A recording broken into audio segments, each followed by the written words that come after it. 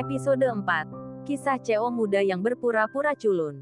Sebuah hotel presidential suite. Di seberang Ariel Wibowo duduk dan ada seorang wanita dengan riasan indah. Mengenakan emas dan perak. Menunjukkan temperamen anggun dalam gerakannya. Ariel, kamu bersedia datang menemuiku. Aku sangat senang. Nama wanita itu adalah Rosa. Ibu Ariel. Menghadapi ibu kandungnya. Yang tidak melihatnya dalam 3 tahun. Ariel tidak memiliki fluktuasi di hatinya. Dan dia bahkan tidak memandangnya. Siapa yang mengira bahwa putra bungsu keluarga Wibowo saya yang terabaikan suatu hari akan berguna? Saya tidak mengharapkannya. Begitu juga kamu. Ariel mengangkat mulutnya. Dengan senyum tipis. 3 tahun.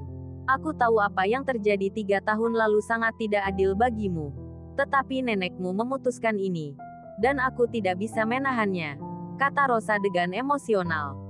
Ariel menggelengkan kepalanya dan berkata, 3 tahun. Jadi di matamu, ketidakadilan baru terjadi 3 tahun yang lalu. 13 tahun yang lalu. Kakak berusia 12 tahun. Dan hanya nama kakak yang ada di kue ulang tahun. Namaku tidak ada. Apakah kamu lupa, aku hanya 5 menit lebih muda darinya. Sejak itu, ketidakadilan datang padaku. Selama 13 tahun. Dia telah menaklukkan kalian semua dengan satu mulut. Bagaimana denganku? Tidak peduli seberapa keras aku bekerja. Tidak peduli seberapa bagus nilaiku di sekolah. Kamu belum pernah melihatnya. Bahkan tidak mau melihatnya. Jika dia tidak di penjara, maukah kamu datang menemuiku? Jika bukan karena keluarga Wibowo, apakah kamu masih berpikir bahwa ada seseorang bernama Ariel Wibowo di dunia ini? Dia tidak layak menjadi nenekku. Dan kamu tidak layak menjadi ibuku. Rosa menyembunyikan wajahnya dan menangis ketika dia mendengar kata-kata ini karena dia tidak bisa menyangkal. Keluarga Wibowo berutang terlalu banyak padaku. Aku ingin mendapatkannya kembali satu persatu.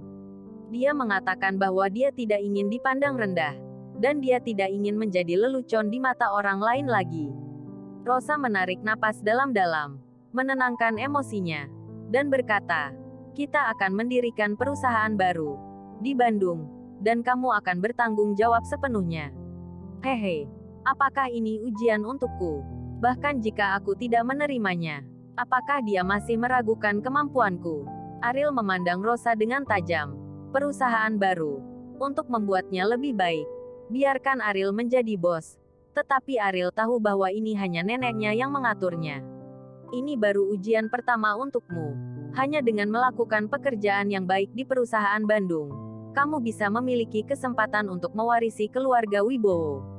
Rosa mengangguk dan berkata lalu tidak mengatakan apa-apa lagi. Oke, saya akan memberitahu dia siapa yang memenuhi syarat untuk mewarisi keluarga Wibowo. Dan biarkan dia tahu akibatnya karena meremehkan saya. Namun, saya tidak melakukan semua ini untuk keluarga Wibowo, tetapi untuk istriku. Kata Ariel lalu meninggalkan kamar hotel. Rosa mengeluarkan telepon. Bu, dia setuju. Saya harap dia tidak akan mengecewakan saya. Jika tidak, bahkan jika saya menyumbangkan semua properti keluarga Wibowo, saya tidak akan meninggalkannya sepeser pun. Rosa berhenti berbicara. Tetapi pada akhirnya tidak bicara apa-apa. Karena bukan hanya wanita tua dari keluarga Wibowo. Bahkan jika itu dia juga menghargai kakak laki-laki Ariel Wibowo. Jika tidak dipaksa untuk melakukannya, dia tidak akan datang ke Bandung sepanjang hidupnya. Keesokan harinya, berita besar memicu gelombang badai di Bandung. Keluarga Rosa Wibowo ingin mendirikan perusahaan baru di Bandung. Sebagai raksasa di industri real estate Indonesia, itu pasti akan mempromosikan pengembangan Bandung. Banyak mata menatap perusahaan baru Wibowo, berharap untuk mencari kerjasama. 3 hari kemudian, keluarga Wibowo secara resmi terdaftar di Bandung. Properti Taman LKK Teknoscience. Saat orang-orang bertanya-tanya mengapa nama perusahaan baru Wibowo begitu aneh, sebuah batu besar jatuh lagi. Real Estate LKK Teknoscience membeli semua tanah kosong yang belum berkembang di kota Bandung. Untuk menciptakan daerah perkotaan baru. Tidak ada yang akan meragukan kekuatan Real Estate LKK Teknoscience. Bahkan ketika berita itu keluar, banyak orang percaya bahwa masa depan kota awan Di sebelah barat kota itu adalah tempat yang paling makmur. Tiba-tiba, gerbang perusahaan LKK Technoscience hampir rusak, dan kerjasama yang tak terhitung jumlahnya datang ke pintu, berharap mendapatkan sedikit pekerjaan di kota Bandung. Keluarga Wijaya menjalankan bisnis bahan bangunan, jadi tentu saja mereka ingin membagi sedikit keuntungan. Dan beberapa orang menduga bahwa keluarga Rosa Wibowo adalah keluarga Wibowo yang memberikan mahar pada saat hari ulang tahun nenek di keluarga Wijaya. Ini membuat wanita yang belum menikah dari keluarga Wijaya sangat bahagia sehingga mereka sangat bersemangat sehingga mereka tidak tidur nyenyak selama berhari-hari. Lagi pula, godaan untuk menikah dengan keluarga Rosa Wibowo terlalu besar. Sangat disayangkan bahwa masalah ini dengan cepat ditolak, karena keluarga Wijaya datang untuk mencari kerjasama, dan tidak peduli siapa yang maju. Mereka ditolak oleh LKK Technoscience, dan penolakan itu sangat memuaskan. Pada hari ini, semua kerabat keluarga Wijaya tiba dan mengadakan pertemuan internal di perusahaan. Duduk di dewan direksi, wanita tua dari keluarga Wijaya memandang kerabatnya yang tertekan, dan berkata, "Kali ini kita memiliki banyak pesaing. Tetapi Anda harus jelas bahwa begitu Anda dapat mencapai kerja sama dengan IK Technoscience, berapa banyak manfaat keuntungan itu akan jatuh ke keluarga Wijaya. Ini mungkin bahkan membuat keluarga kita pertama di Bandung, yang bekerja sama dengan mereka. Jadi kita tidak harus melewatkan kesempatan ini. Bu, kita semua telah mencobanya. Kami bahkan belum melihat pemilik properti LKK Technoscience. Ya, saya tidak tahu. Apakah itu tidak sesuai dengan LKK Technoscience? Sepertinya keluarga Wibowo yang memberi kami pertunangan bukanlah keluarga Rosa Wibowo sama sekali." Semua orang kecewa. Dan wanita tua dari keluarga Wijaya berkata dengan marah, "Sekarang Anda telah mendorong ketidakmampuan menjadi omong kosong ketidakcocokan. Jika real estate LKK Technoscience tidak memutuskan pasangan selama sehari, keluarga Wijaya kita akan tidak memiliki kesempatan. Jika tidak melihatnya, kalian bisa pergi ke pintu perusahaan dan menunggu." Setiap orang bergiliran selama sehari. Setiap orang bergiliran selama sehari dan berdiri di depan pintu perusahaan LKK Technoscience. Ini bukan apakah ini perlihatkan lelucon kepada seseorang. Semua kerabat keluarga Wijaya yang hadir adalah orang yang tidak mau bekerja keras, dan mereka tidak mau melakukan hal yang memalukan. Kauri menundukkan kepalanya. Adegan ini kebetulan dilihat oleh Andika. Dia mencibir di dalam hatinya. Kerja keras semacam ini membuatnya melakukannya dengan benar, dan masih ingin bersembunyi. "Nenek, Kauri tidak punya banyak pekerjaan akhir-akhir ini, dan kami memiliki banyak pekerjaan. Atau biarkan dia pergi sendiri," saran Andika. Kalimat ini segera membangkitkan gema orang lain. "Ya, Kauri tidak ada pekerjaan akhir-akhir ini di perusahaan kita. Tidak sama sekali dapat membiarkan dia menjadi kutu beras di perusahaan, karena dia bergantung pada perusahaan untuk makan. Jadi apa salahnya jika dia secara alami akan bekerja keras untuk perusahaan kita saat ini? Ini yang paling tepat baginya untuk melakukan ini." Kauri tidak bersembunyi. Dan pada saat itu teleponnya bergetar. Seseorang mengiriminya pesan. Pesan itu dikirim oleh Ariel Wibowo. Dan isinya sangat sederhana. "Perjuangkan peluang dan diskusikan kerjasama dengan perusahaan LKK Technoscience." Kauri tidak tahu mengapa Ariel Wibowo mengirim pesan teks seperti itu kepadanya. Dan semua orang memandangnya saat ini dan dia merasa malu. Bisakah dia membuat kesepakatan setelah dia maju?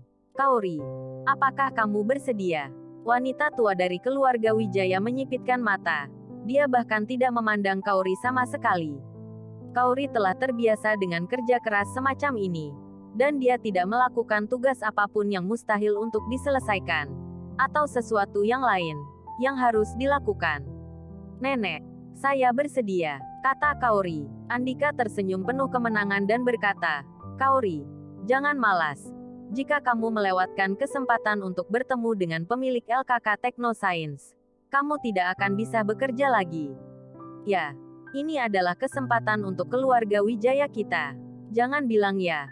Tapi kamu sebenarnya malas melakukannya. Bagaimana dengan ini? Cari penjaga keamanan untuk mengikutinya. Jangan sampai dia tidak melakukannya, masalah ini harus ditangani. Mendengarkan kata-kata ini, Kauri menggertakkan giginya. Dia juga anggota keluarga Wijaya. Tetapi duduk di ruang konferensi ini, dia diperlakukan sebagai orang luar dan membutuhkan seseorang untuk mengawasinya. Kerabat lain berkata, saya pikir itu baik untuk menyuruh seseorang untuk mengikutinya. Petik 2. Aku juga berpikir begitu. Sekelompok kerabat menganggukkan kepala mereka. Dan wanita tua dari keluarga Wijaya juga setuju. Dan berkata, dalam hal ini, Anda dapat membawa seseorang di sisi Anda. Jika kamu dalam kesusahan, kamu bisa bertanya dengan dia. Kauri meremas tinjunya dan sangat tidak yakin. Memikirkan pesan yang dikirim Ariel Wibowo padanya. Dia berkata dengan impulsif, jangan khawatir. Saya tidak akan malas. Saya akan membicarakan kerja sama ini. Begitu kata ini keluar, seluruh pertemuan ruangan itu hening untuk sesaat. Tapi tak lama kemudian terdengar suara mengejek. Kauri, kamu tidak akan terguncang dalam pikiranmu, kan? Apa yang belum kami lakukan? Bisakah kamu melakukannya? Hahaha. Ini adalah lelucon terbesar yang pernah kudengar tahun ini. Aku tidak bisa menahan tawaku. Andika mengambil kesempatan untuk menendang keluarga Kauri keluar dari permainan. Meskipun keluarga Kauri tidak dianggap serius, tetap dia adalah keluarga Wijaya. Di masa depan, jika neneknya meninggal, dia pasti akan membagi sebagian harta keluarga. Tetapi jika Kauri dapat dikeluarkan dari keluarga Wijaya, ada hanya satu orang kurang yang dapat membagi warisan. Kauri, kamu sendiri yang mengatakannya. Bagaimana jika kamu tidak bisa melakukannya? Andika berkata, Kauri sebenarnya menyesalinya ketika dia mengatakan tadi bahwa dia bisa. Tetapi sekarang jika dia mengatakan bahwa ia tidak bisa, pasti akan menjadi lelucon. Jika kamu bisa melakukannya, aku akan melayanimu. Menyiapkan teh dan air mulai dari sekarang dan memanggilmu saudara Kauri. Jika Anda tidak dapat melakukannya, keluar dari rumah Wijaya. Bagaimana? Oke, tetap tunggu lanjutannya di artikel view.